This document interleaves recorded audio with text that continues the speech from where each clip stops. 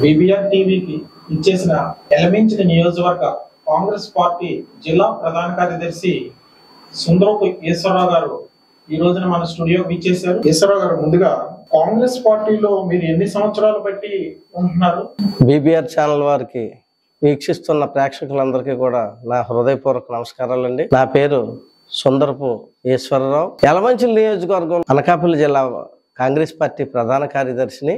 నేను గత 30 సంవత్సరాలుగా ఈ కాంగ్రెస్ పార్టీని నమ్ముకొని కాంగ్రెస్ పార్టీ ఆదరణ లేని రోజును కూడా కాంగ్రెస్ పార్టీ వైపే నిలబడి కాంగ్రెస్ పార్టీ వైపే నించొని మరి ప్రజల్లో అనేక రకాలుగా నేను కాంగ్రెస్ పార్టీ మనుగడ గురుండే ఎప్పుడు కూడా విశ్లేషిస్తూ కాంగ్రెస్ పార్టీలోనే ఉంటున్నానండి. మీరు కాంగ్రెస్ పార్టీలో ఉండడం వల్లే ప్రజాసేవ చేస్తారని మీరు భావిస్తున్నారా? తప్పనిసరిగానండి.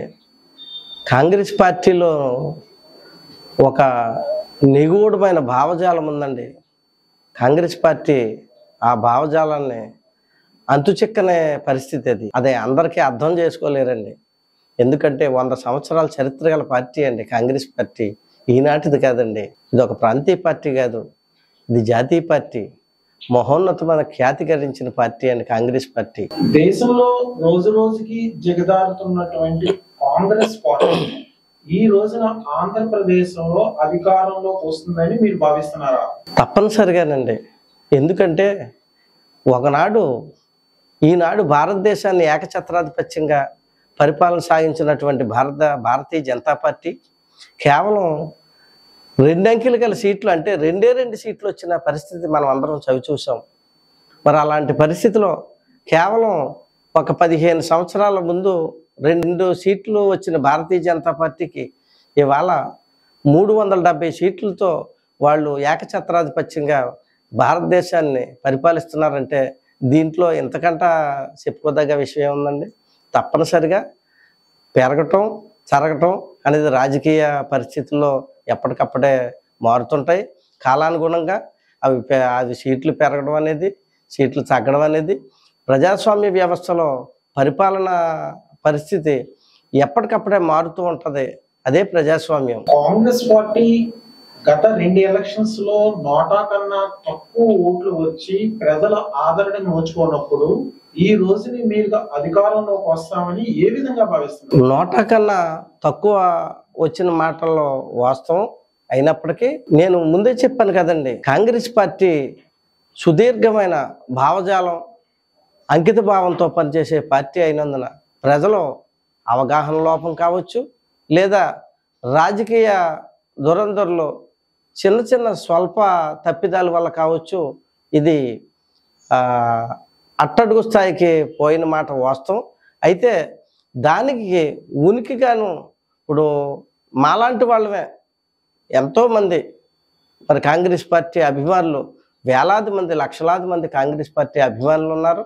కాంగ్రెస్ పార్టీకి ప్రతి ఒక్కరూ కూడా హృదయపూర్వక స్వాగతం సుమాంజలు పలుకుతున్నారు, మనసును హత్తుకుంటున్నారు కాంగ్రెస్ పార్టీ అంటేనే. అయితే ఒకప్పుడు పరిస్థితి ఇప్పుడు కూడా ఉంటుందనేది అది తప్పండి. తప్పనిసరిగా భవిష్యత్తులో కాంగ్రెస్ పార్టీ యొక్క ఉనికి అది ఉధృతమవుతుంది. కాంగ్రెస్ పార్టీ భవిష్యత్తులో ఈ ప్రజాస్వామ్య రథాన్ని చేపడుతుంది తప్పనిసరిగా నా యొక్క నమ్మకం. కాంగ్రెస్ పార్టీ భారతదేశంలో తెలంగాణ ఆంధ్రప్రదేశ్ ని విడగొట్టినప్పుడు విభజన హామీ చట్టంలో ప్రత్యేక హోదా ఇవ్వాలని స్పష్టంగా రాయకుండా ప్రజలను మోసం చేసి ఈ రోజున మీరు పంచుతున్నటువంటి మేనిఫెస్టోలో మేము అధికారంలోకి వస్తే మొట్టమొదటి సంతకము అని మీ రాహుల్ గాంధీ అనడం ప్రజలను మోసం చేయడం అవునా కాదా? విషయ అవగాహన లోపం అనేసి నేను భావిస్తున్నానండి. ఎందుకంటే కాంగ్రెస్ పార్టీకి ఆ రోజున్న పరిస్థితులు, ఆ రోజున్న సిచ్యువేషన్స్ ప్రకారం మరి ఎడగొట్టబడింది. మరి దానికి అందరూ కూడా అన్ని రాజకీయ పార్టీలు, అటు ప్రతిపక్షాలు, విపక్షాలు, అన్ని స్వపక్షాలు అన్నీ కూడా దానికి ఏకీభవించాయి లోగుట్టుగా. తరువాత మాకు తెలియదంటే మాకు తెలియదు అనేసి నన్నంటుకోక నామాలు కాకన్నట్లుగా పార్టీలు పైకి పోవడం జరిగింది. అది ఆ నెపం అంతా కాంగ్రెస్ పార్టీ మీద పడింది. కాంగ్రెస్ పార్టీ, నేను గతంలోనూ కూడా చెప్పాను ఇదే విషయాన్ని, కాంగ్రెస్ పార్టీ విడగొట్టడం తప్పు కాదు, విడగొట్టే విధానం తప్పు మాత్రమే అనేసి నేను ఇప్పటికీ కూడా స్పష్టీకరణ చేస్తున్నాను. అయితే ఆస్తులన్నీ వాళ్ళకి అప్పచెప్పారు, అప్పులు మాకు అప్పచెప్పారు అనేసి ఒక వేదన పరిస్థితి ఆంధ్ర రాష్ట్ర ప్రజానీకానికి ఉంది. ఆ పరిస్థితిని అధిగమించడానికి గాను కాంగ్రెస్ ప్రభుత్వం ఆ రోజున 10 సంవత్సరాల పాటు ఉమ్మడి రాజధానిగా హైదరాబాద్ నగరం ఉంటుందనేసి చెప్పడం జరిగింది. మనకు దురదృష్టవశాత్తు అప్పట్లో కాంగ్రెస్ పార్టీని ప్రజలు మరి విశ్వసించలేకపోవడం, దరిమిలా కాంగ్రెస్ పార్టీ అధికారం కోల్పోవడం 2 చోట్ల కూడా 2 రాష్ట్రాల్లో కూడా జరిగింది. ఆ నష్టాన్ని మరి పూడ్చుకునే అవకాశాన్ని కూడా ప్రజలు ఇవ్వలేదు కాబట్టి దానికి ఫుల్ స్టాప్ పెట్టవలసి వచ్చింది. అయితే ఇప్పటికీ కూడా కాంగ్రెస్ పార్టీ ఆ విధి విధానాలు అమలు చేయటానికి సిద్ధంగా ఉన్నారు. అప్పుడు ఇప్పుడు ఏనాడు కూడా కాంగ్రెస్ పార్టీ విధానం ధోరణి మారదు. ఒక మాట ఒక చర్య తీసుకుందామనేసి ఒక డెసిషన్ తీసుకుంటే అధిష్టానం తప్పనిసరిగా 600 అయినా కానీ అది నెరవేరుస్తారనేసి నా ప్రగాఢ నమ్మకం. ఈశ్వరరావు గారు, ఇందాకలా ప్రత్యేక హోదా కోసం అడిగినప్పుడు మీరు అంగీకరించారు కాంగ్రెస్ లోపభూయిష్టంగా ఉందని, సంతోషం. కానీ కాంగ్రెస్ అధికారంలో ఉన్నటువంటి పార్లమెంట్ వ్యవస్థలో మీరు చట్టం చేసినప్పుడు అక్కడ విభజన హామీ చట్టాన్ని స్పష్టంగా రాయకుండా రాహుల్ గాంధీ ఈ రోజున మళ్ళీ ప్రజల ముందుకు వచ్చి ఇది చేస్తాం అది చేస్తాం ప్రజలను మోసం చేయడం గురించి మీరు జవాబు దాటవేస్తున్నారు. రెండోది, మీరు ఒక చర్య తీసుకుంటే మేము కట్టుబడి ఉంటాం అంటున్నారు. అంటే పార్లమెంట్ లో లైట్లు, మీడియా యొక్క కెమెరాలు స్విచ్ ఆఫ్ చేసి తలుపులు వేసి చట్టం చేయడం మీ ఉద్దేశంలో ఒక రకమైనటువంటి చర్యను భావిస్తున్నారా? లేదండి. ఎందుకంటే ఆ రోజు జరిగిన పరిస్థితిలో ఆ పరిస్థితి ప్రభావానుకూలంగా ఆ రోజు ఆ చర్య చేపట్టడం జరిగింది. అది అన్ని పార్టీలు కూడా ఏకీభవించారు. చిత్రం ఏమిటంటే అధికారంలో ఉన్న కాంగ్రెస్ పార్టీ ఇచ్చిందనే నెపం తప్ప అందరూ దాంట్లో పాల్గొనడం జరిగింది. కారణం ఏంటంటే కాంగ్రెస్ పార్టీ ఆ రోజు ప్రత్యేక హోదా ఇస్తామనేసి ఆమె అందులో విపులంగా క్లియర్ కట్గా చెప్పడం జరిగింది.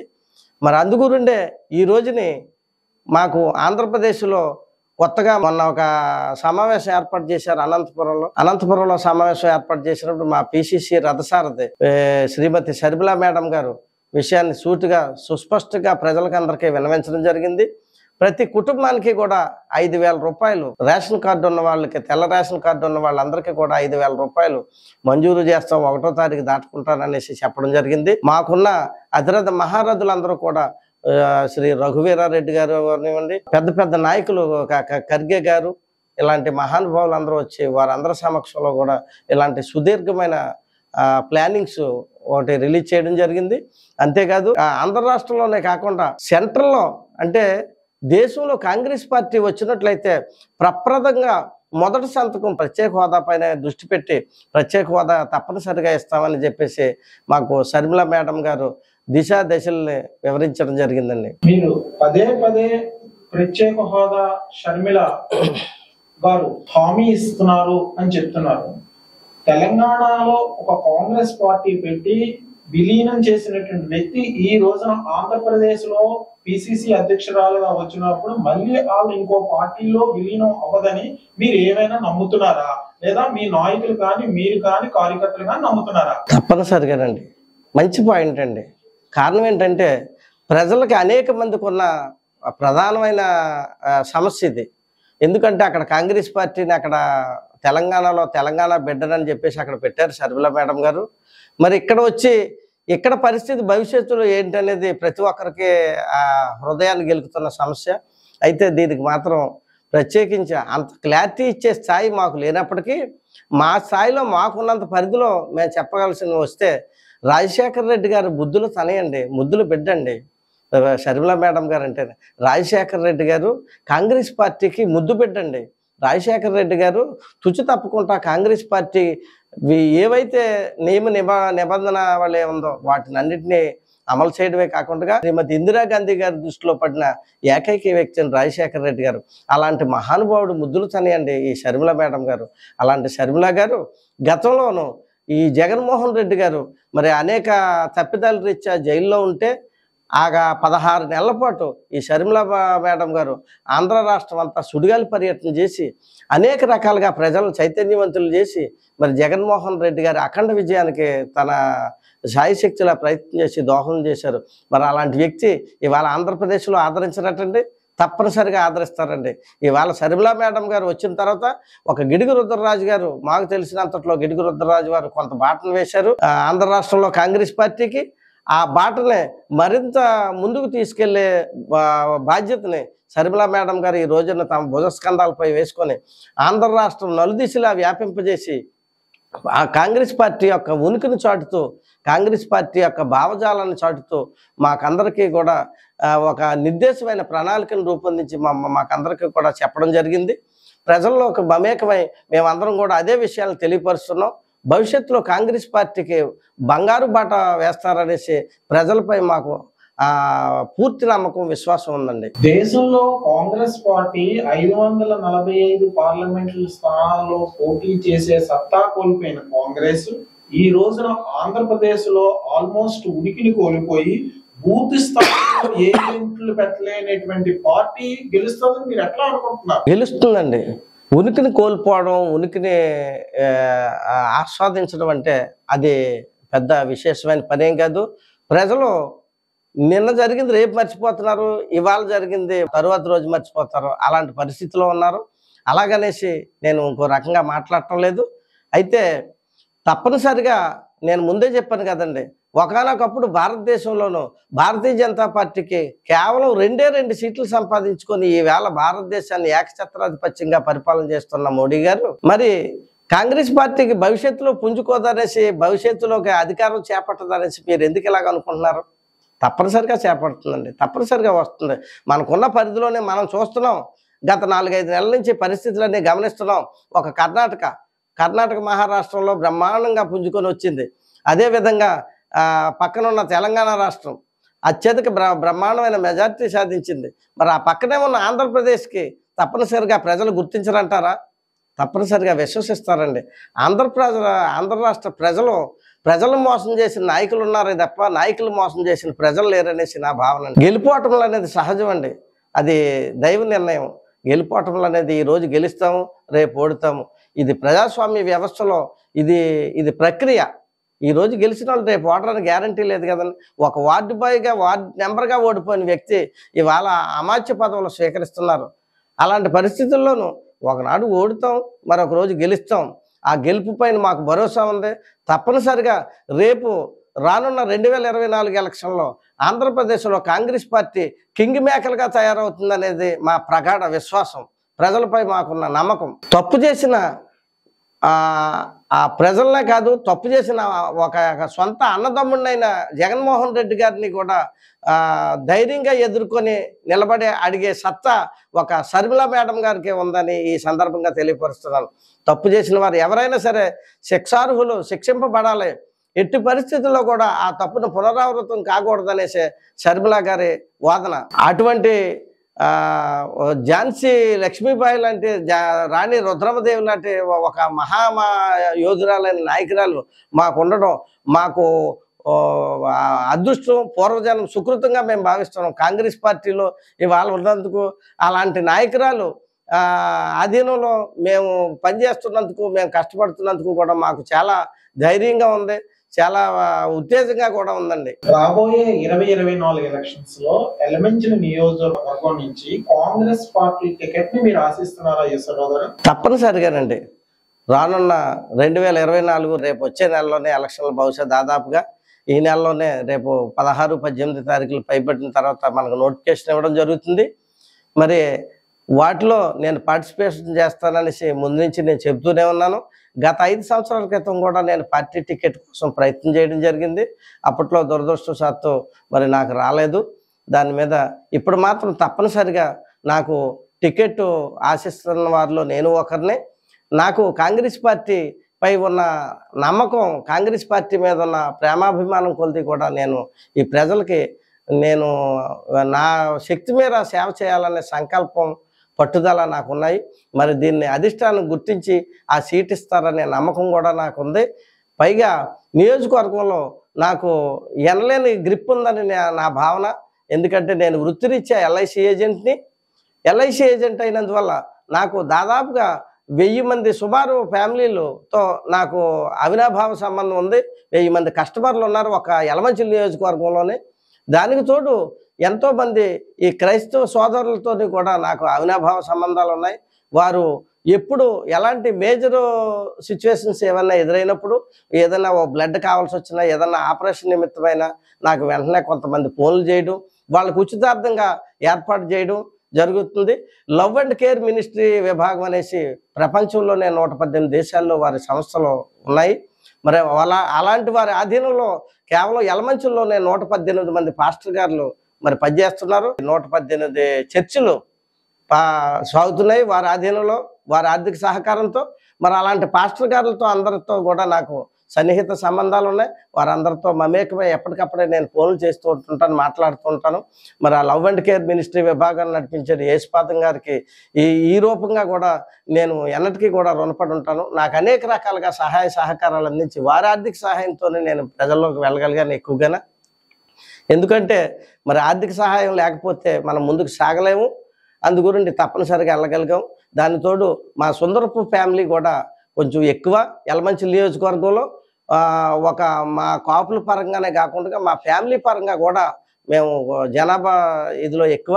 50% ఉన్న మా కుటుంబీకులమే, 50% ఉన్న మా కాపు కులస్తులకి తప్పనిసరిగా ఈ సీటు మాకు ఇస్తారనేసి అధిష్టానంపై నాకు పూర్తి నమ్మకం, విశ్వాసం రెండు కూడా ఉన్నాయనేసి నేను నమ్ముతున్నాను. యలమంచి నియోజకవర్గంలో మరి 4 మండల కేంద్రాలు ఉన్నాయండి.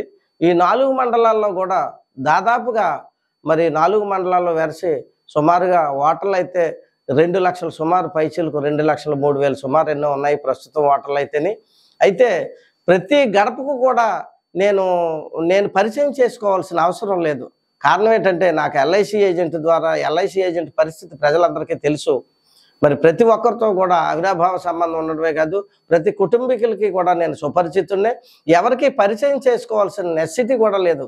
ఎందుకంటే అందరికీ కూడా తెలుసు సుందరపేశ్వరరావు గారు ఎల్ఐసి ఏజెంటు అని తప్పనిసరిగా ప్రతి ఒక్కరికి తెలుసు. అలాంటప్పటికి ప్రతి ఒక్కరితోని పరిచయం ఉన్న ఏకైక వ్యక్తిని నేను మనస్ఫూర్తిగా నమ్ముతున్నాను. అంతేకాకుండా ప్రతి ఒక్కరిలోనూ కూడా మమేకమై మాకు కుల వర్గీకరణ కానీ, మత వర్గీకరణ కానీ, మత పరిస్థితి కానీ ఎలాంటిది లేదు. ఇటు హిందువులు కానీ, అటు క్రైస్తవులు కానీ, అటు ఏ కులమైనప్పటికీ కూడా మేము వాళ్ళతో ఏకీపిస్తే పండాలు కానీ, పబ్బాలు కానీ, చర్చిలు కానీ, రకరకాల వారి సందర్భానుచితం మేము వెళ్ళటం, వారితో మమేకం అవడం, ఆ కార్యక్రమాలు పూర్తి చేసుకొని మేము రావటం జరుగుతుంది. దాని మీద అందరికీ కూడా సుపరిచితున్నే. నా కాలేజీ అభ్యాసం కూడా యలమంచిలోనే జరిగింది కాబట్టి నేను అందరికీ కూడా సుపరిచితున్నే. నాకు నైబర్స్ ఎక్కువ కుటుంబీకులతో పాటు అని ఈ సందర్భంగా నేను మనవి చేస్తున్నాను. నేను ఇటు రాజకీయంగానే కాకుండా నేను ఎల్ఐసి సంస్థని ఎందుకు ఎన్నుకున్నానంటే, ప్రజలందరికీ కూడా సేవ చేసుకునే ఒక మహద్భాగ్యాన్ని ఎల్ఐసి రూపంగా నాకు ఎల్ఐసి సంస్థ కల్పించిందనేసి ఈ సందర్భంగా ఎల్ఐసి వారికి కూడా నేను నమస్కారాలు తెలియజేసుకుంటున్నాను. కారణం ఏంటంటే, గత 20 సంవత్సరాల నుండి కూడా నేను ఎల్ఐసి సంస్థలో పనిచేస్తున్నాను. అన్ఎక్సెప్టెడ్గా నాకు చిన్న ఇన్సిడెంట్లో చిన్నది యాక్సిడెంట్ ఇదైంది. దాని మీద అప్పటి నుండి కూడా నేను ఎల్ఐసి ఏజెంట్గానే ప్రజలందరికీ కూడా పరిచయిస్తుండే, వారందరికీ కూడా సేవ చేసుకునే భాగ్యాన్ని భగవంతుడే ప్రసాదించాడనేసి ఇది భగవత్ వరప్రసాదిగా నేను భావిస్తున్నాను. మరి పూర్వం నుంచి గత 30 సంవత్సరాల నుంచి కూడా కాంగ్రెస్ పార్టీ మీదే ఉండి, కాంగ్రెస్ పార్టీలోనే ఉంటూ, కాంగ్రెస్ పార్టీ వైపే మనసా వాచా కర్మని నమ్ముకుంటూ మాకు వైఎస్ రాజశేఖర రెడ్డి గారు అంటే మాకు ఎనలేని ప్రేమాభిమానాలండి. మాకే కాదు చాలామందికి ఆంధ్ర రాష్ట్రంలో రాజశేఖర రెడ్డి గారు అంటే ఏదో తెలియని ప్రేమ, అభిమానం. నాయకులు వస్తుంటారు, పోతుంటారు. ఇలాంటి మహోన్నతమైన నాయకుడిని మరి ఎప్పుడు కూడా చూడలేమనే ఒక దృక్పథం ప్రజల్లో ఉంది. అందులో నేను ఒకడిని. కొన్ని లక్షల మంది ఈ రాజశేఖర రెడ్డి గారిని పూజించే వాళ్ళు నేను ఒకడిని. ఆ రాజశేఖర రెడ్డి గారి ముద్దులు తనయ మాకు శ్రీమతి శర్మిల మేడం గారు అధినాయకత్వం స్వీకరించడం కూడా మాకు చాలా అంటే చాలా ఆనందంగా అనిపించింది. అందుగురించి ఈ శర్మిల గారి నాయకత్వం ముందుకు సాగుతుంది. ప్రజా జ్వాల శ్రీమతి శర్మిల మేడం గారిని మేము ఆ సీఎం కుర్చీపై కూర్చోబెట్టడమే మా ధ్యేయంగా భావిస్తున్నాం. మనకి ఈ ఆంధ్రప్రదేశ్లో ఈ ఉమ్మడి జిల్లాల నాయకత్వ పరిస్థితులను చక్కని టీంని కూడా ఏర్పాటు చేయడం జరిగింది. అంటే గతంలోనే మహానుభావులు గిడుగు రుద్రరాజు గారు ఒక ఆయన మనకి పిసిసి అధ్యక్షులుగా, ఇప్పుడు సిడబ్ల్యూసి మెంబర్గా ఉన్నారనుకోండి. వారి కొనసాగుల్లోనే చాలామంది అద్భుతమైన టీంని ఏర్పాటు చేయడం జరిగింది. మరి వారందరూ కూడా మాకందరికీ కూడా చేదోడు వాదోడుగా ఉంటుంటారు. మా జిల్లా ప్రెసిడెంట్ గారు బొడ్డి శ్రీనివాసరావు గారు, అలాగే మరి పక్క జిల్లా ప్రెసిడెంట్ గారు గొంప గోవిందరాజు గారు, మరి ఈ ఇలాంటి జిల్లాల్లోని ఇలాంటి అద్భుతమైన నాయకుల మధ్యనే అద్భుతమైన నాయకుల కొనసాగంలో మేము సాగిస్తున్నాం, ముందుకు సాగుతూ ఉన్నాం. మరి ఇలాంటి లీడర్ల మధ్యనే షర్మిలా మేడం గారు బ్రహ్మాండమైన విజయ పతాకాన్ని ఎగరేస్తారనేసి ఒక నమ్మకం అయితే మాకైతే ఉంది. రాష్ట్రంలోనే మనకి పక్కనే జగతా శ్రీనివాసరావు గారు అవనివ్వండి, మా మేసాల సుబ్బన్న గారు అవనివ్వండి, మరి ఇలాంటి మహానుభావులు, ఇలాంటి యోధుల్ని మరి కాంగ్రెస్ పార్టీ ఎంపిక చేసి వారిని మాకు అధికార పరిస్థితిలో వారిని మా మీద వేసింది. కాబట్టి వీరందరి కొనసాగిల్లో వీరందరి సేవా భావంతో కూడా 2029 నాటికి సీఎంగా షర్మిలా మేడం గారిని ఆ కుర్చీలో కూర్చోబెట్టడమే మా ధ్యేయంగా మేము ప్రమాణం చేస్తున్నాం. ఈశ్వరరావు గారు, రాజకీయాల్లో మీకు అవకాశం వస్తే ఎలమించిన నియోజకవర్గంలో ఉండేటువంటి ప్రధాన సమస్యలు కొన్ని చెప్పి వాటి మీద మీరు ఏ విధంగా ప్రజలకు భరోసా ఇస్తారు? యలమంచిలి నియోజకవర్గంలో పరిస్థితి ప్రస్తుతానికి అధ్వానంగా ఉందండి. కారణం ఏంటంటే దాదాపుగా రాష్ట్రంలో ఉన్న పరిస్థితి అధ్వాన మధ్యాహ్నంగా ఉంది. అందులోనూ కూడా యలమంచిలి నియోజకవర్గం మరి కూడా భ్రష్టు పట్టిపోయినట్టు అయింది.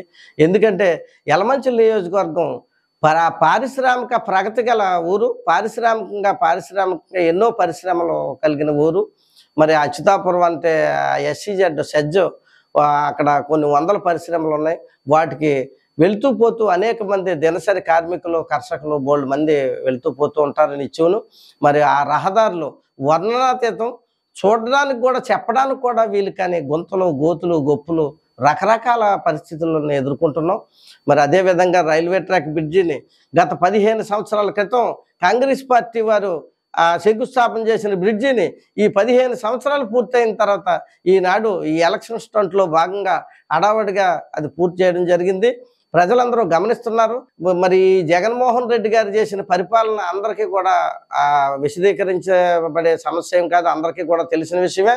రానున్న పరిస్థితుల్లో దీనికి ధీటుగా ప్రజలందరూ సమిధులై ఈ ప్రజలందరూ కూడా మమేకమై ఇలాంటి పరిస్థితుల్ని ఇప్పట్లోనే ఖండించకపోతే రేపు రాష్ట్ర భూములనేటి ప్రజలనేటి అందరినీ కూడా అమ్మేసే పరిస్థితికి దిగజారుతారు. నాయకత్వ పరిస్థితి ఈ విధంగా ఉండకూడదని చెప్పేసి నేను ముమ్మాటికి ఈ విధంగా ఈ మీడియా ముఖంగా నేను ఖండిస్తున్నాను. శ్రీరావు గారు, ప్రస్తుత రాజకీయాలు నగదుతో నడుస్తున్నటువంటి రాజకీయాలు. ఈ నగదుతో నడుస్తున్నటువంటి రాజకీయాలను తట్టుకొని మీరు ముందుకు సాగగలను అనేటువంటి నమ్మకం ఉందా? తప్పనిసరిగా జరుగుతాయండి. ప్రజల్లో ఒక విధమైన చైతన్యం తీసుకురావాలండి. ప్రజలను తప్పుదావ పట్టిస్తున్న నాయకుల్ని భ్రష్టు పట్టిపోవాలండి. ఈ తప్పుదావ నుండి ప్రజల్ని సరైన బాటలో నడిపించగలగాలి. ఒక పుచ్చలపల్లి సుందరయ్య, ఒక వావిరాల గోపాలకృష్ణయ్య, ఇలాంటి ఒక గురజాల నంద, ఇలాంటి మహానుభావులందరికీ కూడా మనకి ఆదర్శ పురుషులేనండి. ఇలాంటి మహానుభావులు జన్మించిన దేశంలో, రాష్ట్రంలో పుట్టి మనం వాళ్ళని మర్చిపోతే ఎలా సార్? ఇవన్నీ తప్పనిసరిగా వాళ్ళందరూ అడుగుజాడల్లో నడవాలి. ప్రతి ఒక్కరూ ధనమే ప్రతిదానికి మూలం అనే పరిస్థితి నుండి మనం అది వేరు చేయబడాలి. తప్పనిసరిగా కూడా ప్రజాస్వామ్యంలో రాజకీయ ఔన్నత్యాల్ని, విలువల్ని, గౌరవాన్ని కాపాడే పరిస్థితికి ఎదగాలి. ఇవాళ పార్లమెంట్లో కానీ అసెంబ్లీలో కానీ నానా దుర్భాషలు ఆడుకుంటున్నారు. అమాచ్యులు అనే పరిస్థితిని మర్చిపోతున్నారు. రకరకాలుగా వాగ్దానంలో ఉన్నారు. వాటన్నిటిని కూడా ఖండించాలి. ప్రతి ప్రజా నాయకుడు కూడా వాటిని ఖండించి మనం ముందుకు సాగాలని చెప్పేసి ఈ సందర్భంగా గుర్తు చేస్తున్నాను. ఈశ్వరరావు గారు, రాబోయే ఎలక్షన్స్ లో మీకు కాంగ్రెస్ పార్టీ టికెట్ రావాలని, తర్వాత ఆ పార్టీ తరఫున ఎలమించిన నియోజకవర్గానికి సేవ చేసేటువంటి భాగ్యం కలగాలని ఆశిద్దాం. నమస్తే. తప్పనిసరిగానండి. మొత్తం నా యొక్క మనోభావాన్ని, నా యొక్క మనసులో ఉన్న పరిస్థితిని ఈ BBR ఛానల్ ద్వారాగా రాష్ట్రంలో ఉన్న ప్రజలందరికీ కూడా తెలియపరిచినందుకు ధన్యవాదాలు. అలాగే వీక్షకులందరికీ కూడా మరొకసారి ధన్యవాదాలు సమర్పించుకుంటున్నాను. మీకు రాబోయే ఎలక్షన్స్ లో కాంగ్రెస్ పార్టీ తరఫున ఎలమించిన నియోజకవర్గానికి టికెట్ రావాలని ఆశిద్దాం. Thank you sir, thank you very much. తప్పనిసరిగానండి మీ ఆశీర్వాదం ఫలించాలనేసి నేను మనస్ఫూర్తిగా నమ్ముతున్నాను. తప్పనిసరిగా నాకు యలమంచిలి నియోజకవర్గంలో ఉన్న ప్రజలపైన నమ్మకం ఉంది. అలాగే మాకు మా నియోజకవర్గంలో కానీ మా విశాఖ అనకాపల్లి ఉభయ జిల్లాల్లోని అధికారులు అందరిలో కూడా నేను వారి దృష్టిలో ఉన్నాను.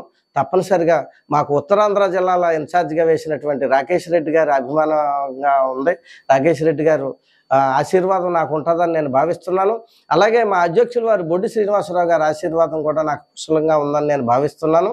అలాగే తప్పనిసరిగా శర్మిలా మేడం గారు తప్పనిసరిగా నాకు ఈ సీట్ని మంజూరు చేస్తారని మనసా వాచా కర్మని నమ్ముతూ జై హింద్, జై కాంగ్రెస్, జై జై కాంగ్రెస్.